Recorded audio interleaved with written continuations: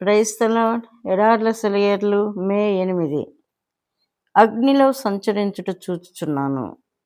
దానియేలు 3:25. వాళ్ళ కదలికను అగ్ని ఆపలేకపోయింది. దాని మధ్యలో వాళ్ళు నడుస్తున్నారు.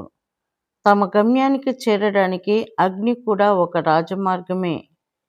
క్రీస్తు బోధనలోని ఒక ఆదరణ ఏమిటంటే, ఆయన దుఃఖం నుండి విడుదల ఇస్తాననలేదు, దుఃఖం ద్వారా విడుదల ఇస్తానన్నాడు.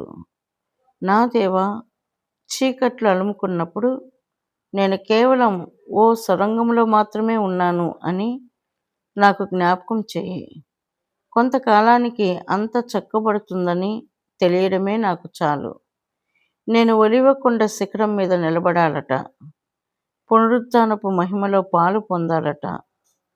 కానీ ప్రియ తండ్రి, ఆ శిఖరానికి నేను ఎక్కి వెళ్ళడానికి కల్వరి దారి కావాలి. ఈ లోకంలోని కష్టాల నీడలు నీ పరలోకపు ఇంటి దారిలోని చెట్ల నీడలే కదా తండ్రి. నీ ఇల్లు కొండ మీద ఉంది. కష్టపడి నేను ఆ కొండపైకి ఎగబ్రాకక తప్పదు. నేను అగ్నిజ్వాల మధ్యలో నడిస్తే నన్ను ఏ దుఃఖము అంటదు. దారి కరుకుగా ఉంది. చాలా దూరం పైకెక్కి పోవాలి. పూలు కాదు, ముళ్ళున్న దారి. ఆకాశం మబ్బులు పట్టింది. ఆ మసక వెలుగులో ఎవరో నా చేయి పట్టుకున్నారు. నా దారంతా పూలబాటగా పరుచుకుంది.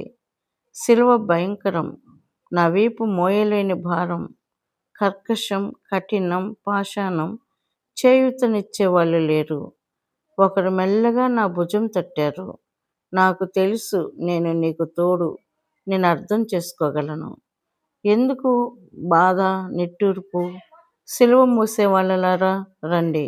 గమ్యం అదిగో కనిపిస్తుంది. మన కలల పంట కనుచూపు మేరలో ఉంది. మనం వేసే ప్రతి అడుగు వేద్దాం ప్రభు సన్నిధిలో.